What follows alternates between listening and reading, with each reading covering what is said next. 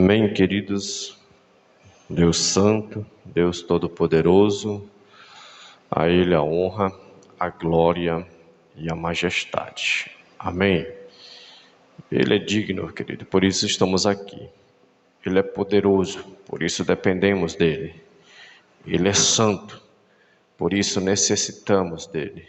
Ele é justo, pois sem Ele não podemos ser justos. Aleluia. Glória seja dada ao nosso Senhor, que é digno de honra, de glória e de majestade. Querido, vamos meditar aqui na palavra do Senhor. E eu quero aqui trazer uma mensagem que está voltado à atitude de uma mulher, a qual nós podemos tirar algumas lições para a nossa vida. Amém? E eu quero que você abra sua Bíblia aí. Quero que você acompanhe esse texto, porque nós vamos estar aqui expondo até o versículo 9 de Marcos, capítulo 14, do versículo 1 até o 9, tá? Mas nós vamos nos ater do versículo 3 até o 9, é onde retrata a história dessa mulher, ok? Então, que o Espírito Santo do Senhor possa nos conduzir e possamos ser alimentados por Ele, tá? Então a palavra do Senhor diz assim, todos, pega a sua Bíblia aí, vamos lá. Dali a 2 dias era Páscoa e a festa dos pães asmos, e os principais sacerdotes, os escribas, procuravam como o prenderiam à traição e o matariam, pois diziam, não durante a festa, para que não haja tumulto entre o povo. Então você percebe o cenário aqui, não é algo tão bom, né, para o nosso mestre Jesus. Jesus estava fazendo sinais e prodígios, mas tinha alguém que estava planejando a sua morte. Deixa eu só tirar aqui uma lição que ele disse aqui. Não pense você que não tem alguém planejando algo contra você. Não pense você que não tem pessoas articulando, planejando algo para destruir a tua vida, tá? Além das forças do mal, porque a nossa luta é contra os principados e potestades, e por causa disso eles vão se articular de todas as maneiras para nos destruir. E para isso eles vão usar pessoas que tenham alguma coisa contra nós, e essas pessoas serão instrumento de Satanás para nos destruir. Lembre que quando Neemias estava construindo as muralhas de Jerusalém, se levantou um grupo de pessoas que se diziam servas de Deus, tá? E na realidade eles ali eram os instrumentos de Satanás para destruir aquele evento, né, que Deus colocou no coração de Neemias para reconstruir os muros de Jerusalém. Então, fique logo atento, fique logo de sobreaviso, porque a nossa luta é contra as trevas e ela sempre vai se levantar para destruir ou para barrar o projeto de Deus nas nossas vidas.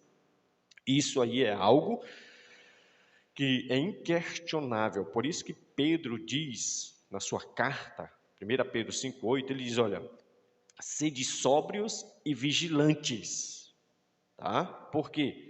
Porque Satanás, ele está como um leão, rugindo ao nosso derredor para nos destruir.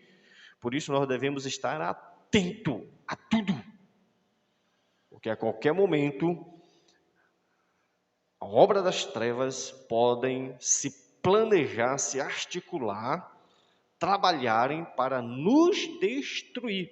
Porém, nós não devemos parar de fazer a obra de Deus, por mais que tenha pessoas que queiram nos destruir, porque o nosso foco maior aqui nesta terra é fazer a vontade do nosso Senhor. Jesus Cristo. Não estamos aqui para fazer a nossa vontade. Não estamos aqui para fazer a vontade dos homens, mas nós estamos aqui para fazer a vontade do Senhor, pois Ele nos alistou para o seu exército, para fazermos a sua vontade. Glória a Deus, aleluia. Então aqui já fica essa primeira lição, tá? Porque você vai perceber aqui, do versículo 3 em diante, que diz que Jesus vai para uma região, vai para um grande banquete. E olha o que diz aí no versículo 3 em diante. Que lições podemos tirar para a nossa vida observando a atitude dessa mulher chamada Maria? E alguns dizem que essa Maria era irmã de Lázaro, o amigo a qual ele ressuscitou em João capítulo 11. Amém? Então vamos lá. Vamos tirar aqui algumas lições para a nossa vida. Versículo 3 ele diz assim: entrando ele em Betânia, reclinando a mesa, em casa de Simão, o leproso, veio uma mulher trazendo um vaso de alabastro com precioso perfume de nardo puro, e quebrando o alabastro, derramou o bálsamo sobre a cabeça de Jesus. Jesus está indo o quê? Na região de Betânia, aonde Simão morava. Alguns dizem que esse Simão, o leproso, que tem uma vírgula aí, é um daqueles 10 leprosos, tá? Que foram curados, e somente um voltou para agradecer ao Senhor. Alguns conjecturam que deva ser esse leproso. Mas o interessante nesse texto é que Jesus chama a nossa atenção para esse ponto. Por que Jesus destacou o leproso? Porque aonde Jesus chega, há mudança. Aonde Jesus entra, a pessoa é transformada. Ela deixa de ser um leproso para ser um homem cheio de graça, cheio de vida. Aonde a vida do Senhor chega, a morte não é mais presente naquele lugar. Essa é a lição que Jesus está dizendo. Aonde ele chega, a lepra não existe mais. Aonde ele chega, a doença não existe mais. Aonde ele chega, a tristeza vai embora, a depressão vai embora, porque Jesus é vida, Jesus transforma, Jesus, ele é poderoso para mudar situações adversas e impossíveis que o homem não pode fazer. E diz que a região é Betânia, diz que Betânia é uma região conhecido como a região dos aflitos. Então Jesus sempre chega aonde tem um aflito de coração, para ele trazer a paz para essa pessoa. Porém, vamos ver aqui algumas lições interessantes sobre esta mulher. Primeira lição que nós podemos perceber, querida, diz que Jesus estava na casa de Simão. Veio uma mulher trazendo o quê? Um vaso de alabastro com preciosíssimo perfume de nardo puro. Primeira atitude e lição que podemos tirar é que essa mulher, ela deu o melhor que ela tinha. Querido, o texto diz que era um vaso de alabastro, de nardo puro. Algumas pessoas conjecturam que esse valor, trazendo para os nossos dias atuais, chega aproximadamente, ou talvez até mais, de 30 mil reais para a nossa moeda aqui. Então essa mulher, ela não mediu esforços para oferecer o melhor que ela tinha para entregar ao Senhor Jesus. Quantos de nós só queremos dar o que sobra, o que resta, o que não custa nada para nós? Essa mulher deu o melhor que ela tinha. As pessoas dão o pior tempo que tem. As pessoas só dão o resto para Jesus. As pessoas não têm amor pela obra de Jesus, só têm amor pelas coisas de Jesus. Essa mulher tirou algo que é precioso. Ela deu algo que custou para ela. Não foi qualquer coisa. Talvez ela estava reservando esse perfume para um momento especial dela, para um casamento, talvez para uma realização, mas quando ela viu que Jesus estava ali, que era um momento propício para fazer aquilo, ela não pensou duas vezes. Ela tinha algo de bom, algo de melhor, e foi lá e ofereceu para o nosso Senhor Jesus. O que você tem oferecido na obra de Deus aqui, querido? O que você tem contribuído na igreja local a qual você faz parte? Você tem dado o melhor de ti para ela, os teus talentos? Ou você tem parado no meio do caminho porque não tem suportado as críticas ou as perseguições de algumas pessoas? Essa mulher aqui, você percebe que teve oposições e com certeza muitas críticas com relação a ela, mas ela não se importou com isso. Ela quis dar o melhor para o nosso Senhor Jesus Cristo. E além de dar o melhor, ela deu de forma sacrificial. Porque o texto diz que era preciosíssimo, tá? Preciosíssimo. Então ela deu de forma sacrificial. Ela não deu de qualquer forma, de qualquer maneira.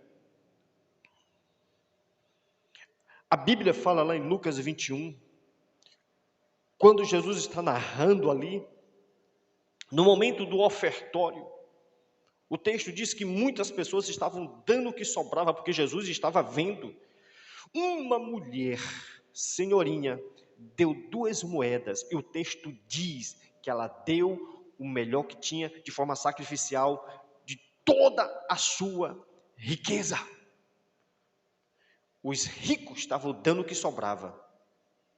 Aquela mulher deu o que ela não tinha, mas deu porque amava a obra de Deus. Hoje também não é diferente. As pessoas não ofertam de forma sacrificial. Não é algo que custe para essa pessoa.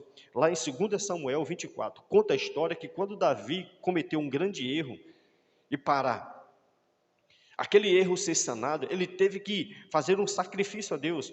E diz que ele vai comprar uma área para fazer um sacrifício a Deus. E diz que aquela pessoa quis dar para o rei, e ele disse: eu não quero nada dado. Eu não quero dar algo a Deus que não me custe nada. Eu quero fazer de forma sacrificial, porque Deus é tão bom para comigo, porque que eu não posso fazer isso de forma sacrificial? Então hoje a gente encontra muitas pessoas também dentro das igrejas que não faz nada que custe, não é algo que tenha algum tipo de sacrifício. Alguém pode até dizer: mas hoje nós estamos pela graça, com esse jargão para tirar a responsabilidade, o amor pela obra, e quer fazer de qualquer jeito, dando o resto para a casa de Deus. Essa mulher deu algo que foi sacrificial. Além disso, você percebe no texto que foi algo voluntário. É algo que partiu de dentro dessa mulher. É algo que ela sentiu. É algo que ela quis fazer, ninguém a obrigou a fazer. Ela diz: eu vou fazer para o meu Deus. Hoje muitas pessoas às vezes fazem algo para Deus porque é obrigado. Pessoas às vezes quando recebe alguma causa na justiça ou vende algum bem, às vezes ela é obrigada a dar, porque as pessoas ficam dizendo, e aí você não vai ofertar nada na igreja. Não é algo voluntário, não tem amor no coração para ofertar a Deus de forma voluntária.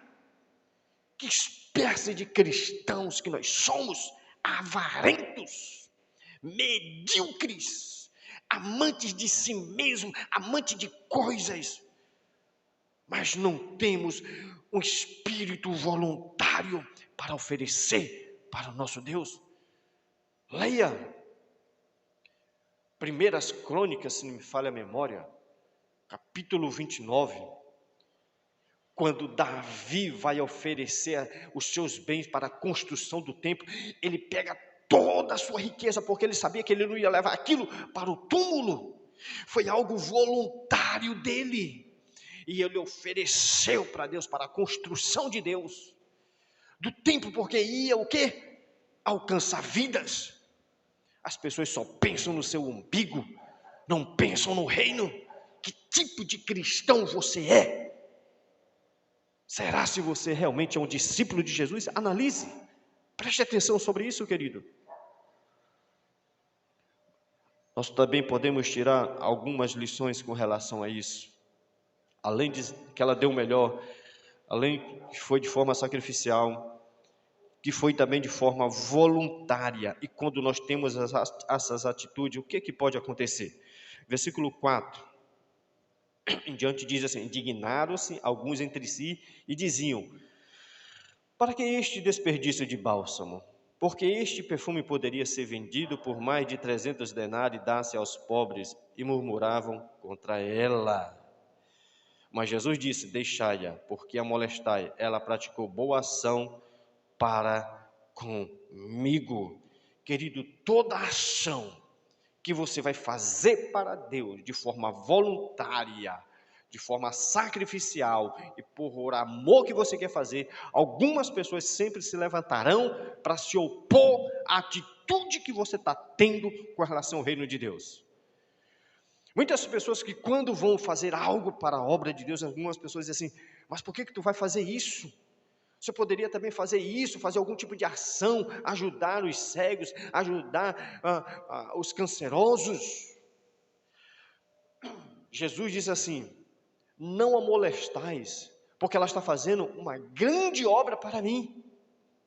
Se você está fazendo algo grande para Deus, para a obra de Deus, não se importe com as oposições, porque são pessoas que só pensam em si, não pensam no próximo, não pensam no reino, mas sim no seu próprio umbigo. São avarentos, são medíocres, são pessoas que têm o seu pensamento voltado para essa terra, só em tesouro para cá, só pensam na riqueza da terra, não pensam nas riquezas dos céus. Oposição vai se levantar por aquilo que nós vamos fazer em prol da obra de Deus. E quando essas oposições se levantarem, querido, preste atenção, isso deve servir como combustível para você avançar mais ainda. Porque ninguém joga pedra em árvore que não tem fruto. E se você está fazendo e pessoas estão incomodadas, indignadas pelas suas atitudes, é porque você está fazendo a coisa certa e está fazendo para a glória de Deus. Aleluia, é para Deus, não é para homens. Oh, aleluia, glórias. O que nós também podemos aprender com esta mulher, querida? Olha o que Jesus diz no versículo 6. Deixai-a, porque a molestais, ela praticou boa ação para comigo. Isso aqui é uma atitude de gratidão. O que eu faço ainda é no mínimo pelo que ele fez por mim. Ele me salvou, me tirou das trevas, me tirou do inferno. E a única forma de eu ser grato ao meu Senhor Jesus é cooperando com o reino. Não me importa o que vão dizer. Se o mundo se levantar contra mim, se as trevas se levantarem contra mim, o meu Jesus se levantará para me defender e vai dizer: não a moleste, não levante-se contra ele, porque é meu filho. Eita glória, que maravilha! O próprio Jesus aqui, querido, se levantando, diz: não a molestais. Vocês estão pensando o quê? Ela está fazendo algo bom para mim. Então toda vez quando você tem uma atitude dessa, o reino de Deus se alegra pela tua atitude. Porque você está sendo grato, generoso por aquilo que Deus te deu. Aleluia. Glórias a Deus. Olha o que Jesus diz: porque os pobres sempre os tendes convosco, e quando quiserdes pode fazer-lhe bem, mas a mim nem sempre me tendes. Então você percebe nitidamente Jesus dizendo: vocês podem ajudar quem vocês puderem, porque sempre estão diante de vocês, mas a mim nem sempre. Nem sempre. Sabe por quê, querido? Porque no versículo 8 diz assim: ela fez o que pôde, antecipou-se a ungir-me para a sepultura. Foi uma mulher que aproveitou a oportunidade que apareceu para ela. Ela se antecipou e ungiu o mestre para o sepultamento. Ela aproveitou as oportunidades que apareceram para ela. Agora me diz uma coisa: quantas oportunidades já apareceu diante de você para você fazer algo para o reino de Deus e você não fez porque você deu ouvidos a terceiros? As oportunidades, às vezes, queridos, aparecem uma única vez na nossa vida e nunca mais aparece. Essa mulher, diante dessa oportunidade que apareceu para ela, ela não deixou para outro dia. Ela disse: é hoje, é agora que eu vou realmente fazer o que eu sempre quis fazer. Eu vou ungir o meu mestre, eu vou consagrar o meu mestre, ungí-lo, derramar esse perfume sobre ele. Eu não vou perder as oportunidades que Deus está colocando sobre a minha vida. O que você está deixando para amanhã, querido, que pode fazer hoje? Não deixe para dizer que ame os seus filhos amanhã, se você pode fazer hoje. Davi teve a oportunidade de abraçar Absalão, de dar amor a Absalão, de ser amigo de Absalão, mas só foi dizer que amava Absalão depois que teve a notícia de que o filho estava morto. Tem pessoas que só vai dizer que ama a mãe, que ama o pai, que ama a esposa depois que estiver dentro de um caixão e não tem mais importância nenhuma. Nós devemos dizer que amamos, nós devemos prestar honra enquanto está com vida. Porque depois que morreu não tem mais como, morto não ouve, morto não enxerga, morto não pode mais fazer nada. Então o que você puder fazer, faz em vida. Não deixa para depois. As oportunidades estão diante de você. O que você está fazendo com elas? Então não jogue fora as oportunidades. Essa mulher, ela aproveitou. E além disso, ela fez o que pôde. Uma coisa interessante é que Jesus só quer que a gente faça aquilo que está dentro das nossas condições, mesmo que seja de forma sacrificial, mas ela fez o que pôde para o mestre, era aquilo que estava dentro das suas possibilidades. Jesus falou para aquele jovem rico: só falta-te uma coisa. Só uma coisa faltava para ele. Mas ele não quis fazer aquilo que ele poderia fazer, que ele tinha condições de fazer, porque ele se apegou às coisas materiais e perdeu a oportunidade de viver de eternidade a eternidade para com o nosso Cristo. Deus jamais pede algo para nós além do que nós podemos fazer, querido. Tem que ser dentro das nossas possibilidades.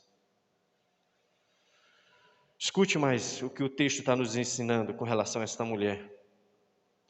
No versículo 9: em verdade vos digo, onde for pregado em todo o mundo o evangelho, será também contado o que ela fez para a memória sua. Deixa eu lhe dizer uma coisa, querido. Tudo o que fazemos para o reino de Deus, nada é em vão. Está lá em 1 Coríntios 15, 58. Tudo o que fazemos para o reino de Deus, nada é em vão. Ficará para a memória, deixaremos um legado. O que essa mulher fez para Jesus, até hoje nós estamos falando sobre o que ela fez, porque isso foi algo que ela deixou, foi um legado, ficou marcado para todo sempre. tudo que fazemos para o reino de Deus será lembrado aqui na terra e para toda a eternidade. Jesus diz: aonde for pregado este evangelho, fale o que essa mulher fez para comigo. O que nós fazemos para o reino de Deus fica marcado para toda a eternidade, querido. Deixamos legado. Tem pessoas que só se preocupam em deixar marcas aqui na terra, reconhecimento aqui na terra. O nosso reconhecimento tem que ficar para a eternidade. Nós devemos ser conhecidos não somente aqui na terra, mas nos céus. Porque o que essa mulher fez, os anjos até hoje glorificam a atitude dessa mulher, porque ela preparou o sepultamento do nosso mestre. O que você está fazendo? Que chama a atenção dos céus, que chama a atenção de Deus. Me responda. Que tipo de cristão você é, que não está deixando um legado? Só pensa em vir para a igreja, se congregar, mas não quer ser um instrumento nas mãos de Deus, uma ferramenta poderosa para que Deus seja glorificado e tire almas do inferno para Deus ser exaltado. O que você faz ficará registrado nos livros da eternidade de Deus, querido. Não se esqueça. Então, que possamos aplicar a atitude dessa mulher. O que ela fez serve como lição para nós praticarmos hoje também. Amém? Que Deus te abençoe e que você cresça na graça e no conhecimento do Senhor. Amém.